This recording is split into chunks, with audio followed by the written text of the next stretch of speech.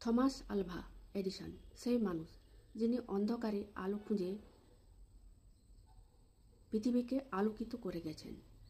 স্কুলের শিক্ষক লিখে পাঠিয়েছিলেন যে আপনার ছেলে মানসিকভাবে দুর্বলতা, সে কিছুই শিখতে পারবে না। কিন্তু মা চিঠিটা পড়ে হাসলেন আর ছেলেকে বললেন, তুমি অসাধারণ, তোমার এত বড় মেধা তা স্কুলে ধরতে পারছে না।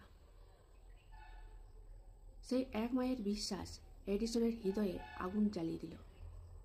তিনি একের পর এক ব্যর্থ হলেন, একবার নয়, 1000 বার। লোকেরা হাসলো, তুচ্ছ করল। তিনি বললেন, আমি ব্যর্থ হইনি, 1000টা উপায় খুঁজে পেয়েছি, তা কাজ করে না। অবশেষে একদিন পৃথিবী প্রথম আলো পেল, বাল্ব।